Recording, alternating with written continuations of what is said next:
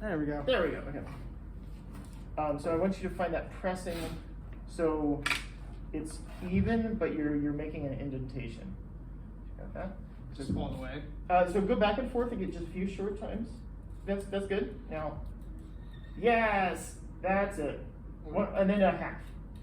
So remember, we always do more on the lower half. Yeah, so because maybe we use that 2 on the lower half and 1 whole one. Once your bow is happy.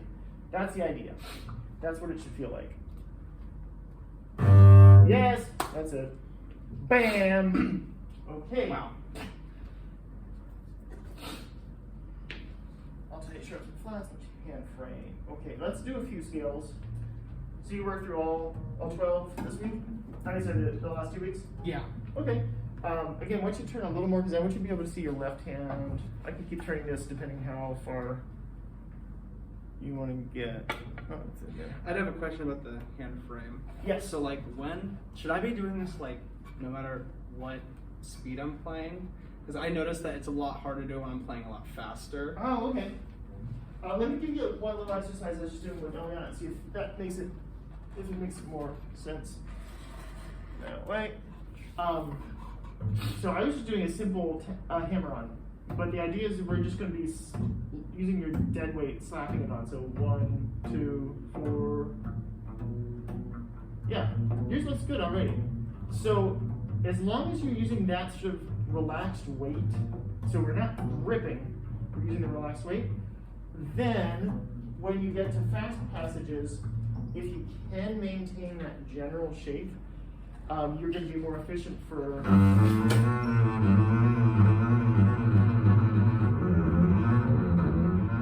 mean, I'm not, nailing every single note, but by keeping that hand frame, I'm being able to just move my hand around and then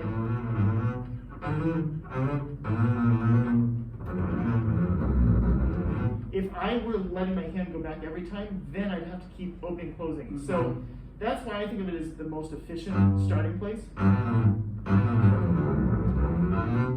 So let me see, just let's do 0141 open.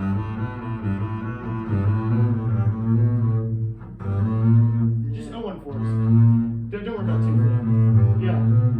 Now keep your 4 closer to the string. Just like a little gate that's opening and closing. But if you open the gate too far, then you have to swing it all the way back. So just keep it no further than that. Yeah. And keep it a little wider. Now you're getting a little too much that way. So keep it full length. Yeah.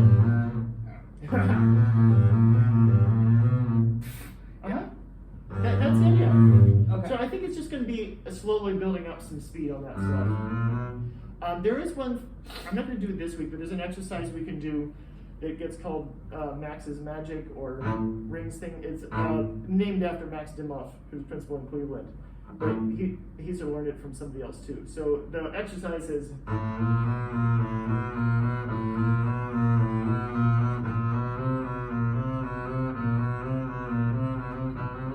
all that. The only thing is that if you're not used to it, it can really just completely wear your hand out. So I don't really want to do that now. I want to work up to that. But for now, scales are perfect. So if I were doing a C major scale, just watch my hand frame for it.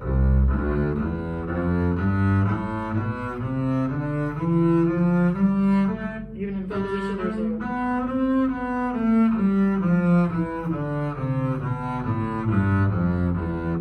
That's what that will allow me to do if I want to do it fast.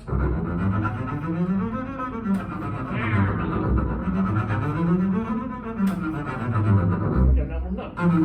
Right here's where it gets me. But that's the idea, is trying to just pretty much flow with that. So it's boom. So in that way I'm chunking it, basically, the information. Rather than note, I'm notes, notes, notes, notes, notes, notes, notes. Boom, boom, that's the shape. Here's the shape, here's the shape, here's the shape. You know? So that's what we're working towards with this. So it's fine if the speed doesn't come right away, but I think if you can stick with it and make sure you're really using the relaxed weight rather than pressing. And it doesn't look like you're pressing, but just make sure, if you're wondering if you're using too much muscle, just see if you can lightly tap your finger on, just enough to make it click. Yeah, exactly. Because right, you're doing there, you're just dropping your, that's it. That's the idea, and then just keeping it close. You know do you know who John Clayton is? Yeah. Okay. I went to Port Townsend up there. His jazz camp. Okay. It's great. Yeah. Besides just being an amazing musician, he's one of the nicest people ever. Oh yeah. I took a lesson with him, and he was videotaping it, and he was talking about flyaway fingers, and I'd already done conservatory and everything, and I thought I had pretty good form, but he showed me the slow motion video, and it looked like, and I was like, what? Because I thought I had pretty good form. So then I started really thinking about, not. I mean, it looks like sea anemone or something, the ocean where it slows down. But if you can just keep it really, it's not a millimeter, but you still need a little bit. But don't take it any further than you have to. And then when you have to go fast, that means you have less distance to go back. So that's the idea behind it. So yes, just keep the hand free, but just make sure it stays relaxed. So let's do a few. Why don't you do C major? Do it at a relaxed tempo, so just enough time to see when you just drop your weight into each finger as you play.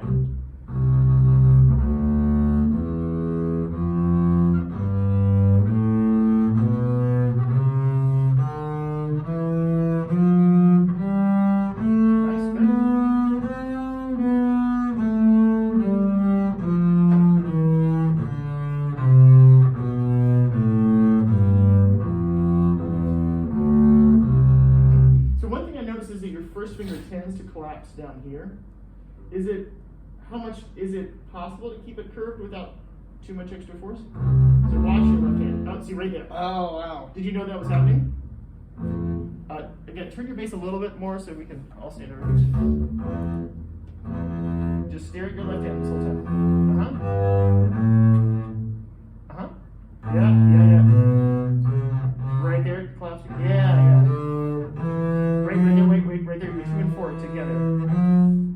Can you get them to, yeah. You don't quite want to yet. So that's not going to be the end of the world if they collapse, but right now I have a sense that they need a little strengthening. It's not that you need to play on the tips. We still want to be sort of more on the pads. So it's not a sharp angle. Let me send them off the screen again.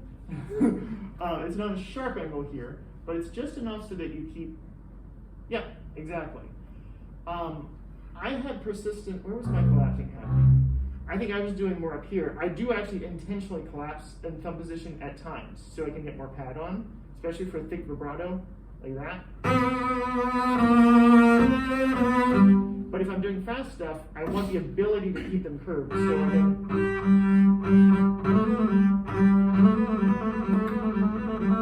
So I can use that in precision too. So same thing down here. I think it's just a matter of being aware of it, and just when you notice that they've done that, see if you can just get them right what you're doing now. It's just used to doing it. Yeah, it's just become habit at this point. Do you have a mirror where you practice? I forget if you. Not really, but. Could you get one? Potentially. A $10 mirror from IKEA or something, just like a longer one. Because you can stare at your left hand, but it's a little easier if you get to look at that. Or you can even just turn your camera on and not record, although it's pretty small. Actually, that's too small.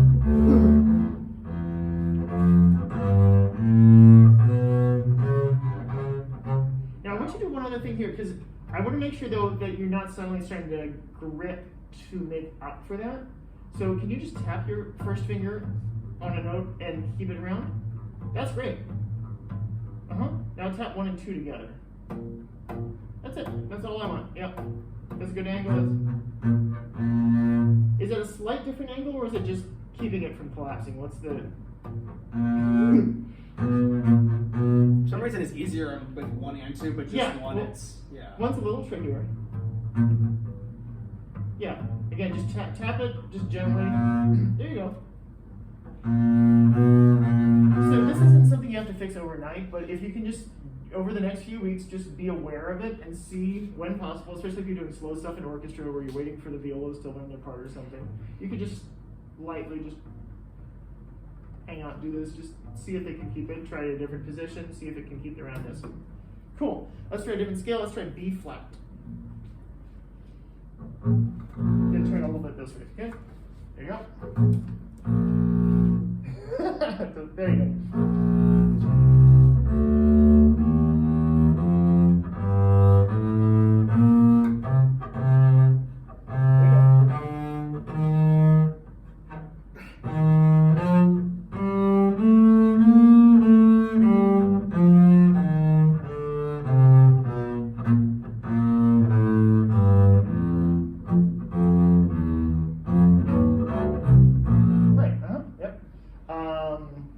How about A flat?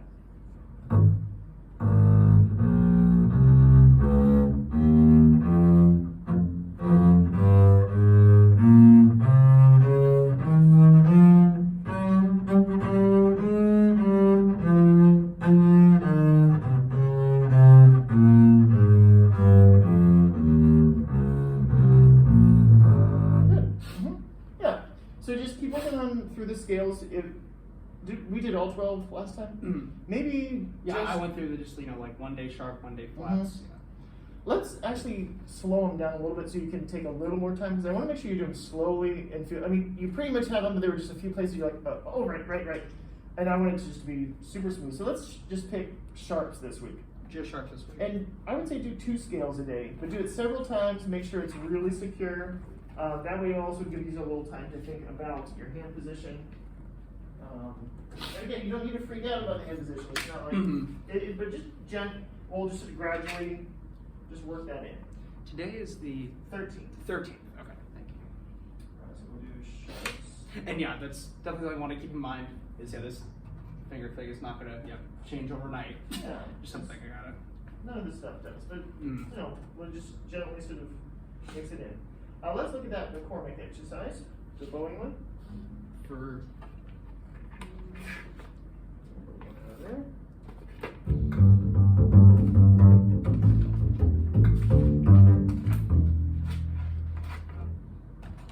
Alright, so John Clayton's going to be playing for the Athenaeum Library is doing like their opening of their jazz series again. It's going to be him and Gerald Clayton and Gilbert Castellanos. But it's not. It's like $40 or something. But that was like a good show. Really awesome. All right. So détaché in the middle of the bow, so very smooth, full sustained sound. So a little more in the middle. There you go. Do you want a metronome on or? Yeah. Always. Metronome is always helpful.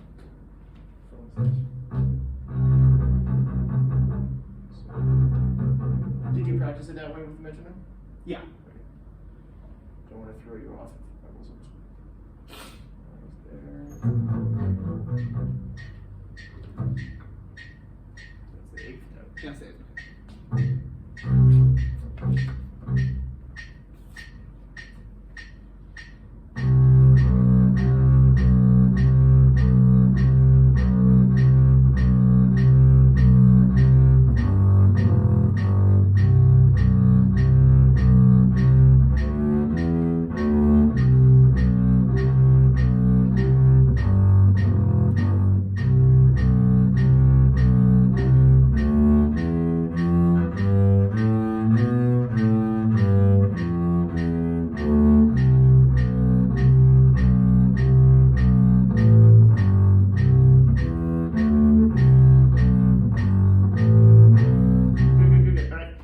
That's really good overall. Let's see if we can get to like 5% more sustain.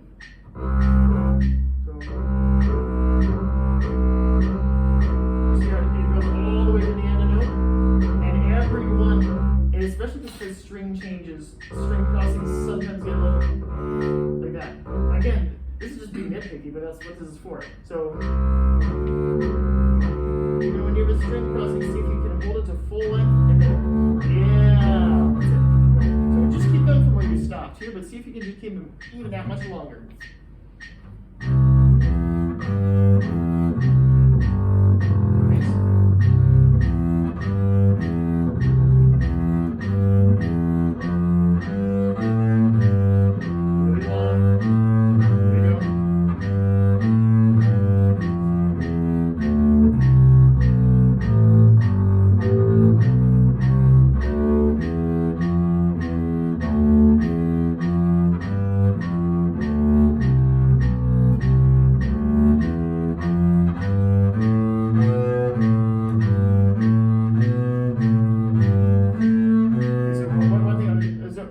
The length is great.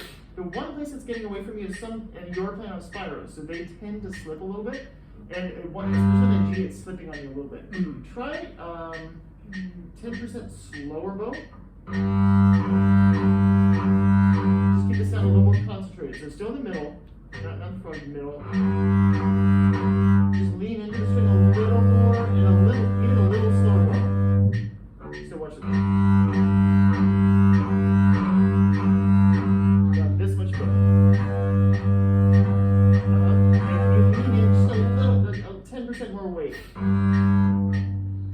Nice. And the last thing, this is sort of natural to pull this way and then push that way. Is it possible to keep the angle exactly the same and not have any of that going on?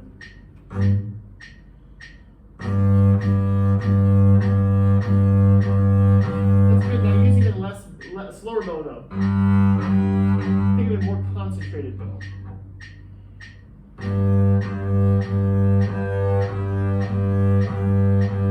There you go. Good. So now start from here again to the end.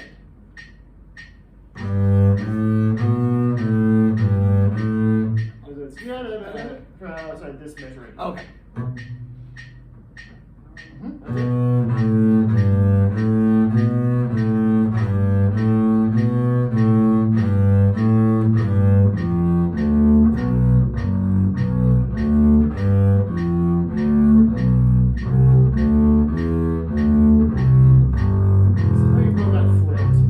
So just start again here with the down bow.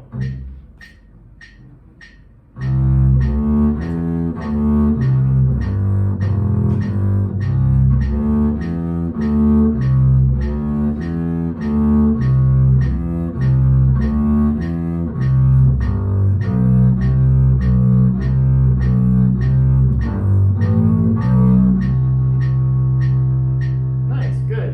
So right at the end, you went back to starting to use a little more bow, and it was getting a little more foof, foof, foof, a little bit. Again, especially with those strings, you need a little more concentrated. Yeah, yeah. Try putting down maybe an inch. Does that fight too much, or is that better? That's better. So the closer you get to the bridge, the more resistance you'll get. Depending on what you want, you have to. That's a tool that we use. So here it's going to be useful if you're it's more of a press sound than towards vibrato. But the default sound for me is about here. Yeah. All right, great. So let's for next week, let's do number 2. Let me just flip to it and see what we have on there.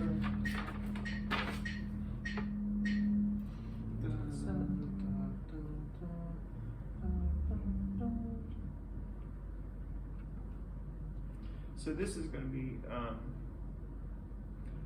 the main trick here is going to be using the different parts of the bow. Let me pull it up. Can you see that okay? Yeah. Okay. So this is going slowly. So the idea here, so you would do like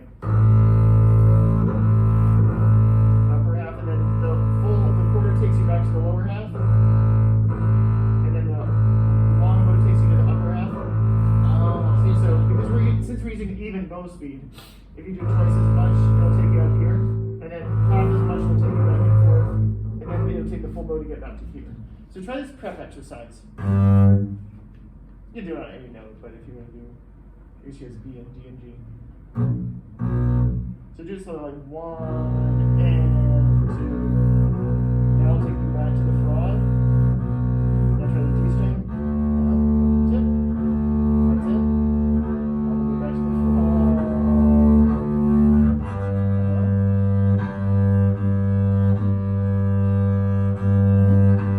So this will start teaching you about just about bow management and getting used to being both ends of the stick, pretty much. If you might feel like it might help to rotate a little more just to make sure that you're using your full body and not just your arm, because sometimes we have that bad habit of using our arm from the shoulder. Just allow your whole body to be involved. So if you need to open up a little bit as you come to the right, and then as you go this way, just let your body rotate a little bit towards the base if you need to. We basically don't want the arm to be detached to the shoulder, like an independent, because it's just part of everything else that's going on. Have you had any discomfort or any tightness, anything in the last 2 weeks? Not really. Okay. I mean, no. Like, nothing abnormal, no. No, I mean, like, yeah, really the only, like, pain I might have is if I'm in phone position for too long, my back starts to hurt. Okay. But, like... So the only thing I would say with that, see if you can bend your knees a little more. Because the idea is for thumb position, I want to be able to come and take the bass away from you and you not fall over. So a lot of times for bass players with, on the screen, we have the bad habit of adapting to the bass, which means like crunching over. Yeah. ideally, with any instrument, this is good for teaching too. I was just talking to Eliana about this. Even if you're teaching somebody to play violin, they don't go to the violin. They need to have a neutral position, and then they bring the violin to them. Same thing with the cello, bring it to you. Cello is sort of the easiest. It comes to the body the easiest. But for bass, if I want to get up here, instead of me going to it, I'm going to bend my knees a little bit and see how the bass falls into me when I do that. Yeah, like. And then I'm still in a relatively neutral spot when that happens. It's a little trickier with the straight end pin, but still the same idea. If you bend your knees a little bit, the bass will fall into you. And then all this stuff, and the bass is just. But I can do that because the bass is just hanging out here, and I get to be my.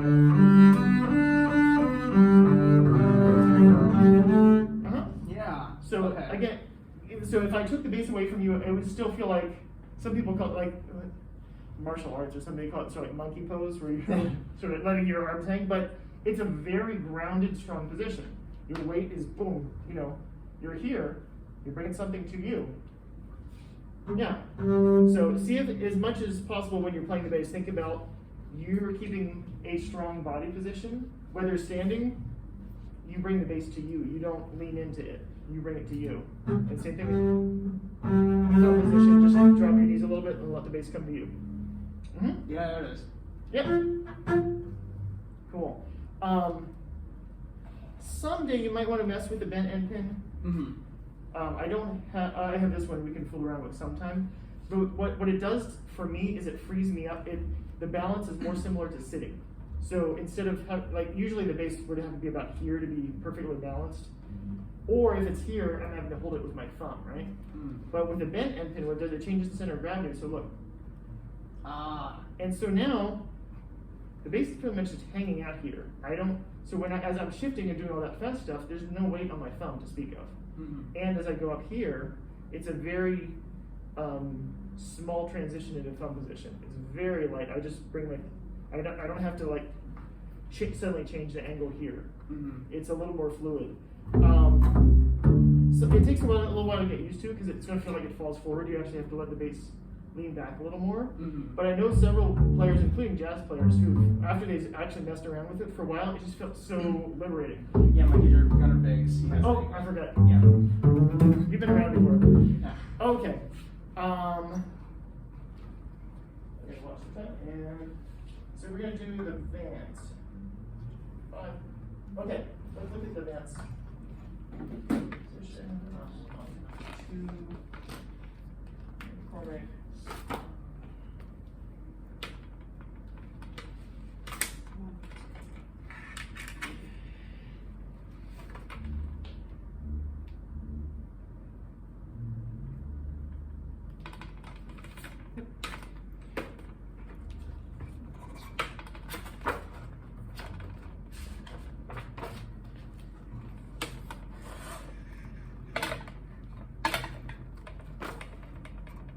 Oh, yeah. I got this from the library and they're like, don't write them. And I'm like, Oh, right, I hate that. I'm like, what? Yeah. All right. Whatever, whatever. Did you order your own copies? I forget. These are from the library. Okay. So, well, I did, but they were the piano versions. Oh, right, that's what happened. Yeah. I couldn't remember. So then I went to the library to get these. Yeah. So yeah. All right, I'm glad you have these, but yeah, someday you'll want to have your own too. Yes. And you want to have the piano ones. Definitely. So, anyway. Okay. Can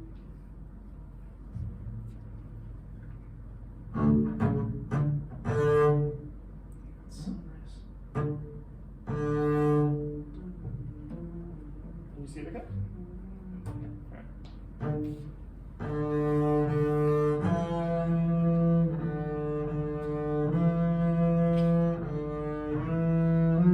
Oh yeah.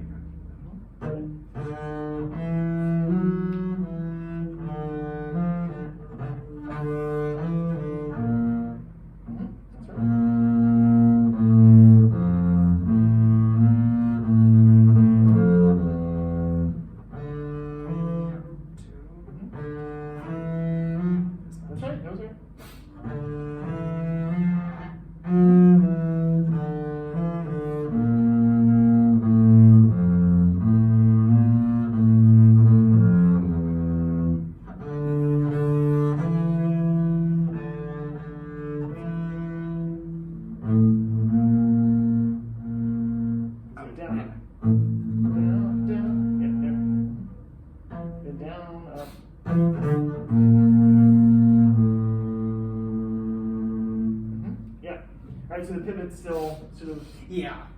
getting in there.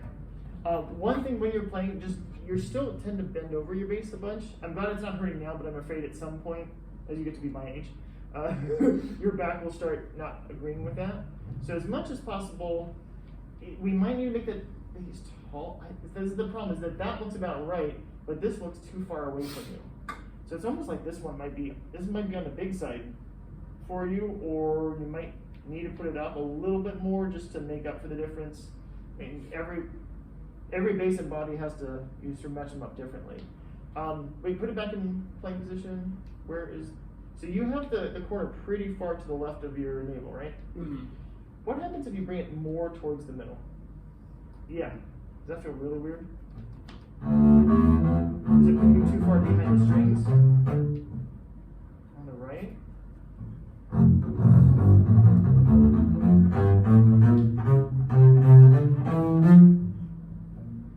That's fine. Okay. I think you'll be able to have a little more.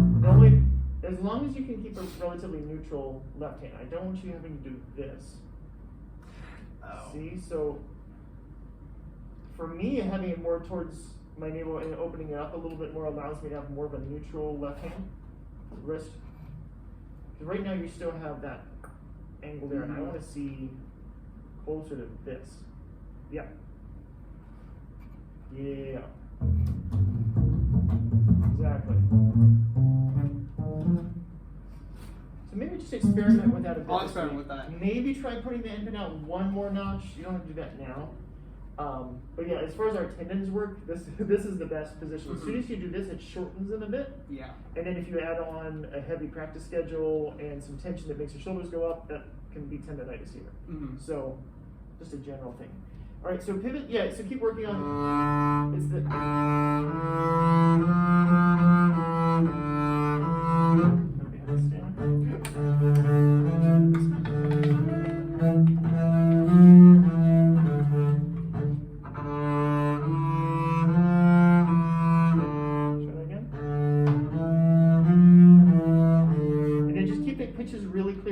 It should be whole step, half step. So whole, then just a half.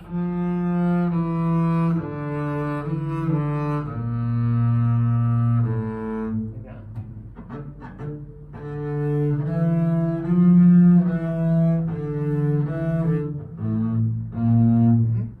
Now you don't have to move your whole hand there, so you can just move your second finger over first.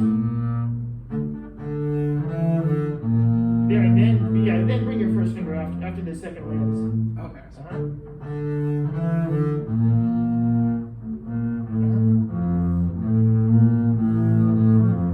Yeah, that's the idea. All right, so that's the pivot. I want to hear this one more time next week, mainly for that to keep getting more comfortable. But I want to hear the dynamics now. So mezzo forte is going to be about piano. Now crescendo.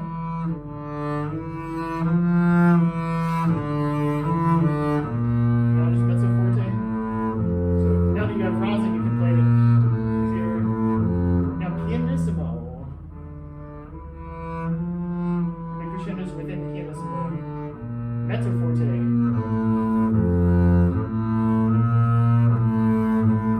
Forte. All the way to pianissimo. Now, as you see where I stopped in the bow? That's now it's a down up from here. And that's not gonna be so Then 1, 2, 3, 4, and dying away, which is a little hard on an up bow, but that's how it works out. So I want to hear the dynamics really clearly, just stepwise, and then when they go back and forth. So that'll be that. Let's look at Long Long Hill, and then I think we're done. You started at 11. Okay. So we still have a few more minutes to see when it comes in.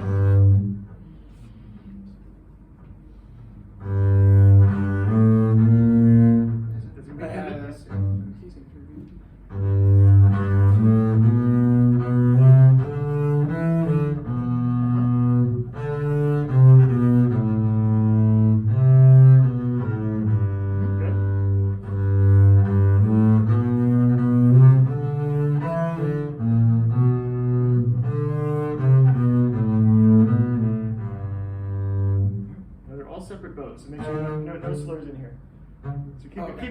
No slurs.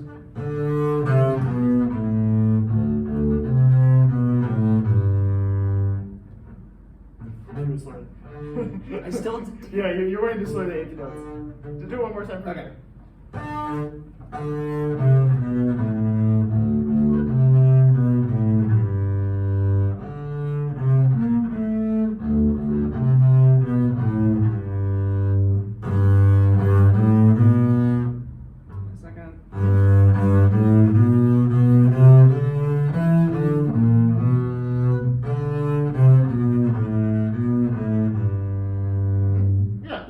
And then remember, like decrescendos will be in the context of whatever happened before. So this still probably ends at at least a mezzo piano, not too soft, but within the context. Okay. So you could review that. You don't need to spend a ton of time on it, but just review this one so you can get them all separate bows. So.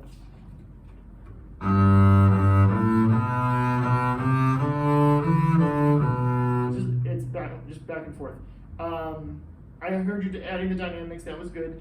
Also, just watch the whole steps in first position. Make sure they're wide enough. Now look at your first finger. Yep, there you do. Ah, shit.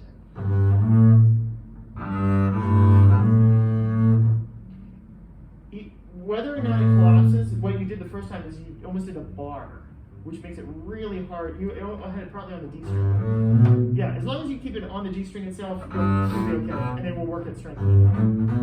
But even right then, you did a there. You know what that is? Yeah.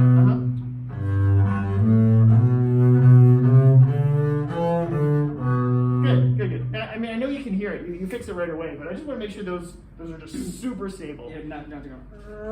Yeah. Let's add one more. We'll add the Schubert vegan lead. Again, this is third position. It's similar to what we were doing in the other ones.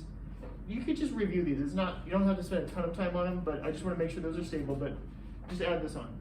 So, and I think that should keep us busy for the week. Awesome. Review 1 and